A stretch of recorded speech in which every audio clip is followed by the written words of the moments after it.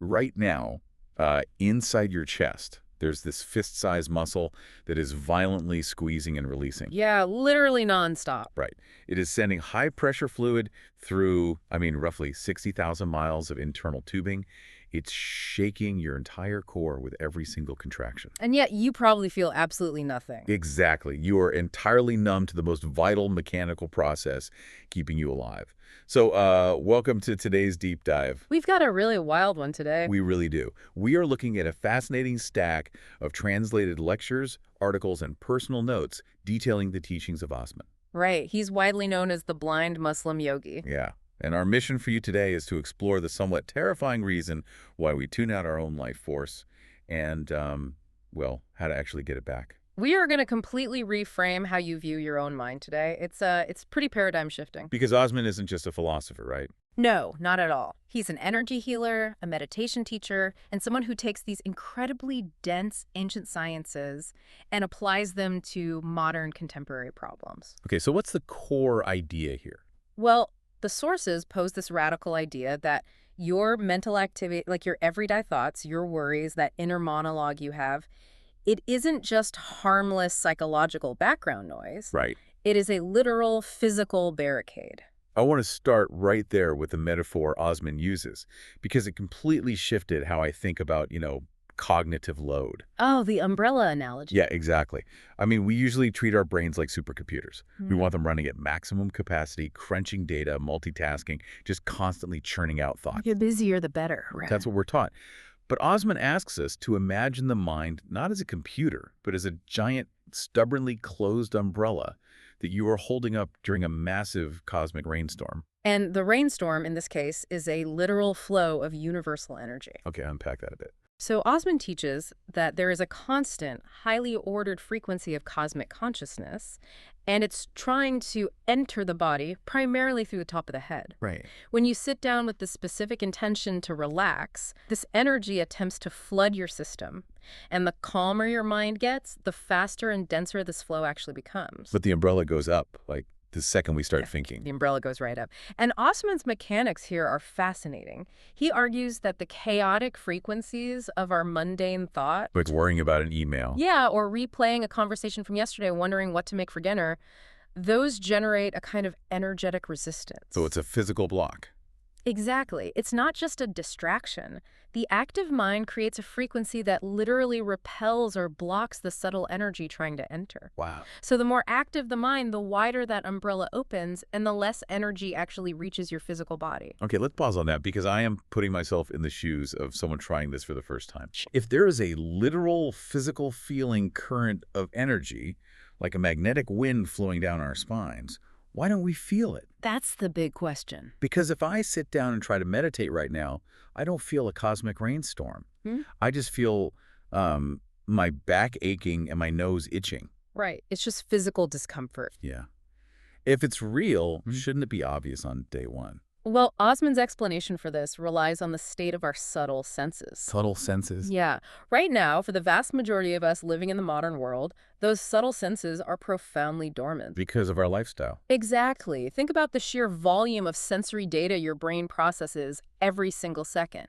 Phones, traffic, screens layered on top of a mind that is just running 1,000 miles a minute. It's exhausting. Your nervous system is completely overwhelmed. So to survive that, the brain establishes a baseline and aggressively filters out anything subtle. Oh, I see. Your mind has literally conditioned your experience of this highly refined cosmic energy completely out of your perception. So the signal is broadcasting, but our receivers are buried under a mountain of static. We are perpetually distracted. And, this isn't just a spiritual theory. Osman points to a highly tangible biological phenomenon to prove this. To prove how we tune things out. Yeah, to prove just how thoroughly the human nervous system can tune out undeniable physical sensations.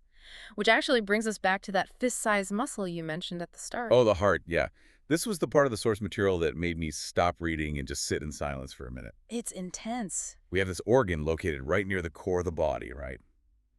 It has been forcefully contracting nonstop since before you were born. Pumping away. It has to squeeze with incredible pressure to shoot blood all the way down to your toes and back up against gravity. It is a violent mechanical action. Right.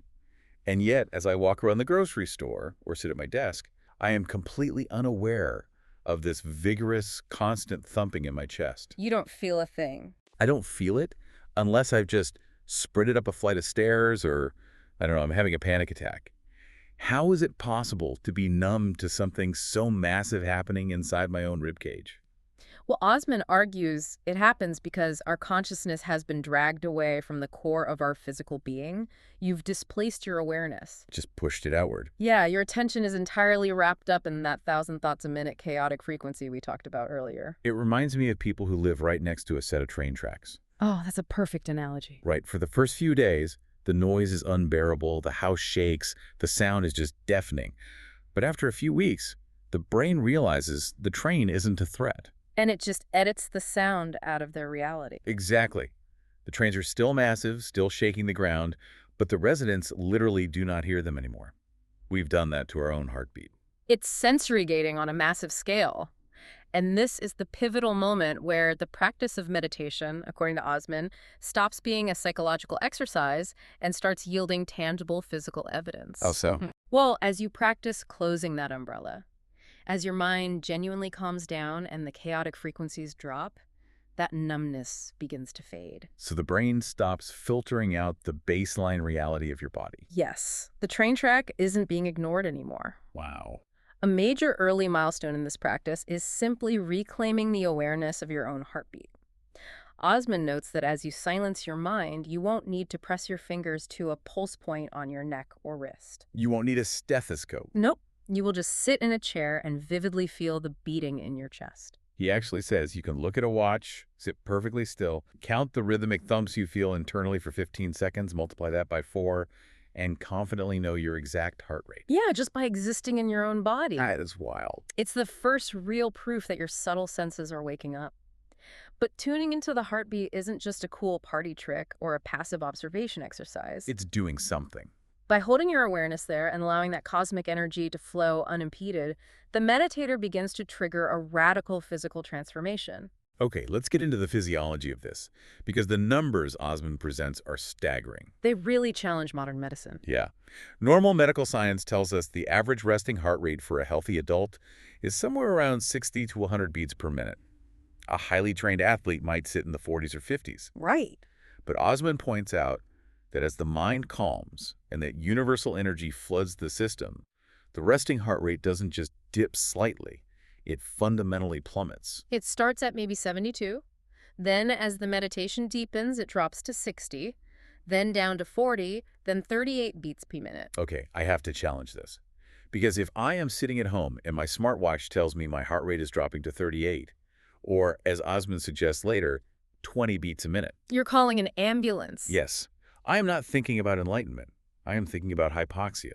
I'm assuming my brain is being starved of oxygen and I am about to pass out. That's a very normal reaction. To the average person, 20 beats a minute is a massive medical emergency. How does the body survive that? It sounds like a crisis from our standard understanding of biology, right? Where a low heart rate usually indicates a failing pump. Right, like the heart is giving out. But Osman explains a completely different mechanism at work here. It is not a failure of the body, it is the achievement of ultimate biological efficiency. Okay, how does that work? He notes that as you progress in this state, crucially, when combined with the correct, usually lighter diet, your cellular metabolism undergoes a massive shift. So the demand for what the heart provides actually drops. Drastically. Your organs become highly optimized and well-toned, as he describes it. Interesting. When your energy processing becomes incredibly efficient, your cells aren't generating as much waste, and they aren't screaming for oxygen at the same frantic pace. Because the metabolic demand plummets. Exactly. The heart simply doesn't have to work as hard to supply the body. It's less like a failing engine, and more like upgrading your car's engine to be so frictionless and perfectly tuned that it can idle at a fraction of the normal RPMs without stalling.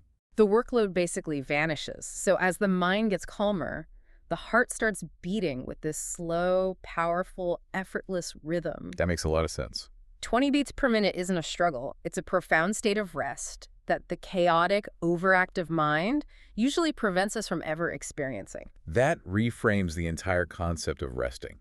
We think we're resting when we watch TV, but our internal engine is still revving at 75 beats a minute. Oh, absolutely. But Osman takes us even further, right? Beyond the 20 beats per minute to contextualize just how extreme this biological efficiency can get. Yeah, he goes there. He talks about advanced yogis who enter a state called samadhi. Right. The mind is so deeply shut down, the umbrella is so completely closed that the cosmic energy essentially sustains the physical form. Wow.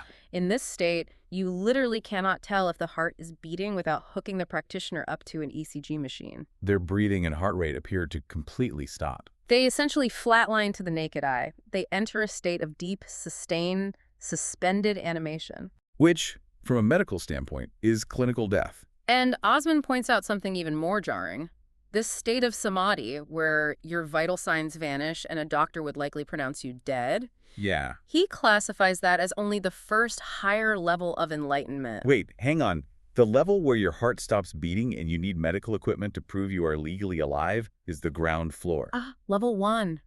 Out of a total of 100 or 101 levels. That is insane. Osman suggests that these higher states are so advanced they can take centuries to reach. It implies an experiential nature that we can't fully grasp in a normal, modern human lifespan. Okay, my brain just broke a little. I can't even fathom what could possibly be happening at level 50 if level 1 is flatlining. It's hard to wrap your head around. But let's bring this back down to earth, to the listener walking their dog or driving to work right now. Obviously, stopping our heart rates entirely is an extreme pursuit. Very extreme. For the normal practitioner, if I just manage to calm my mind, fold up the umbrella a bit, and get that energy flowing, what is it actually doing inside me mechanically? This brings us to the tangible, structural benefits of what Osman calls unblocking the nadis. Okay. When the mind gets out of the way, this cosmic energy acts as a restorative, deeply healing force. It targets blocked chakras and clears out obstructions in the astral tubes, the nadis. We need to define nadis and chakras here because they can sound like abstract spiritual buzzwords. Yeah. In a biological or structural sense, what are we talking about? Sure. Think of the nadis as the body's subtle electrical grid. Okay. If your nervous system is the physical hardware, like the wires carrying electrical impulses, the nadis are the energetic blueprint or the meridian lines that overlay and inform that physical system. Got it. When we live in a state of constant stress and chaotic mental activity, Osman teaches that we create blockages in this grid. So it's like silt building up in a riverbed. The water slows down to a trickle, and eventually the ecosystem downstream starts drying up and dying. That is a much better way to visualize it. And the cosmic energy that flows in when you calm your mind acts like a torrential rush of clear water. It just flushes it out. It blasts the silt out of the riverbed. And the results of clearing that silt aren't just feeling a good vibe, right? The source material is very specific about the physical manifestations of this. Very specific. Osman states it directly results in remarkable physical flexibility and the disappearance of bodily ailments. Yeah, the changes are incremental but deeply structural. As the energy clears the nadis, the friction in your physical joints and tissues begins to dissolve. Wow. Postures or physical movements that used to be a massive struggle, things that made your muscles shake and your joints ache, suddenly become incredibly easy. You start feeling significantly lighter. He even mentions that as this energy repairs the grid, it can cure ailments you didn't even realize you had until you notice the sudden absence of the problem. Right, because your baseline of health was just so low you thought the pain was normal. Osman is very clear about the causality here. The state of your mind directly dictates the physical healing capabilities of your body. It is a closed loop. The mind opens the umbrella, the chaotic frequency repels the cosmic energy, the riverbed fills with silt, and the physical body stiffens and suffers. But if you reverse it, The mind closes the umbrella, the energy rushes in, the silt is cleared, and the physical body becomes nimble, healed, and ultra-efficient. the mental state is the absolute master gatekeeper to physical optimization. It truly is. If that is true, if a genuinely quiet mind is the master key to profound, healing, massive energy, and a 20 beat per minute resting state, how do we actually do this? $1,000,000 question. Does the listener need to quit their job, abandon society, move to a cave, and sit in a dark, silent room all day? Because let's be honest, that is the primary barrier to entry for these ancient sciences. For sure. We have mortgages, we have families, we have to navigate rush hour traffic. Well, Osman is incredibly pragmatic about this. He knows we live in the modern world. You do not need to isolate yourself from society to fold up the umbrella. Thank goodness. To solve this, he introduces the mechanism of active meditation. Active meditation. How does that differ from the traditional image of sitting cross-legged with your eyes closed? The key distinction is that the mechanism of meditation isn't about the physical posture of sitting still. It is entirely about the focused regulation of the mind. So Osman teaches that you can keep the umbrella closed while performing almost any daily activity, provided you control your cognitive bandwidth. walk us through what that actually looks like internally. It's about anchoring your mind strictly on the present, physical action. If you are walking down the street, your mind must be entirely consumed by the activity of walking. Just walking. You focus on the feeling of your feet hitting the pavement, the rhythm of your breath, the air on your skin. Which sounds simple, but is incredibly difficult because the brain immediately wants to rebel. Oh, it will rebel. Within 5 seconds, you will start dreaming about the past or agonizing over a future conversation or drafting an email in your head. Every time. But Osman's point is that the effort of catching that distraction and pulling your mind violently back to the present moment, back to the act of walking, that is the meditation. Because the moment you let the mind drift into those chaotic frequencies of the past or future, the umbrella pops open. Exactly. But if you keep your mind entirely on the task at hand, refusing to let it wander, you prevent the generation of those energy-blocking frequencies. So the umbrella stays closed. It stays close. I love this because it takes the mysticism out of it and gives the busy listener ultimate power over their own state. Absolutely. You don't need a mountain retreat to tap into universal consciousness. Sure. Just walking down the hallway at work, if you are 100% focused on the physical act of walking, you're actively meditating. You are? You are pulling in cosmic energy right there under the fluorescent office lights. Mindfulness in daily tasks is not just a psychological trick to lower your blood pressure. In Osman's framework, it is a profound physical mechanism. It's the real-time application of removing the mind as an obstacle. You can maintain an optimal flow of healing energy while actively participating in society, doing your job, and going about your day. So to pull all of these threads together for you listening, we have gone on an intense journey through the internal mechanics of the body and mind today. We really covered a lot of ground. We started by dismantling the idea that a busy brain is a good brain, realizing instead that chaotic thoughts act as a literal umbrella, shielding us from the restorative flow of cosmic energy. And we learned how the sheer volume of that mental noise has numbed our subtle senses to the point where we completely tune out the violent, thumping rhythm of our own heartbeat. We explored the astounding biology of what happens when we finally quiet down. By getting the mind out of the way, the physical body drops its metabolic demand. It optimizes so deeply. Right? The heart rate can plummet from 72 beats per minute down to an ultra-efficient 20 beats per minute without starving the brain of oxygen. And we saw how that resulting rush of energy clears the silt out of the nadas, acting as a biological reset that creates real physical flexibility and dissolves ailments. And most importantly, we learned that this isn't reserved for monks in caves. Yeah. Through active meditation, through pure, unbroken focus on the present task, you can keep the umbrella closed and let that energy heal you while walking down the street. If you are curious about diving deeper into these translated teachings and exploring how Osman applies ancient sciences to the modern world, his full body of work and natural therapies can be found at yogawellness786.com. I highly recommend digging into those sources. The way he blends biology and energy is really paradigm shifting. It's fascinating reading. As we wrap up this deep dive, we want to leave you with a thought to mull over as you transition back into your day. We talked about samadhi, that astonishing state where the mind is so quiet, the heartbeat flatlines and breath appears to stop entirely. Osman classifies that profound biological suspension as merely level 1 out of 101 levels of enlightenment. Which is just crazy. So as you step out the door today and perhaps try a few minutes of active meditation on your commute, ask yourself this. If calming the mind just a little bit can clear the silt from your energetic riverbeds, grant you intense physical flexibility, and drop your heart rate to a hyper-efficient 20 beats a minute, what unimaginable human potential is waiting for us in those other 100 levels? How much of that cosmic rainstorm are we still blocking just because we can't stop thinking about our inboxes? Try closing the umbrella today, just for a few minutes, see what flows in.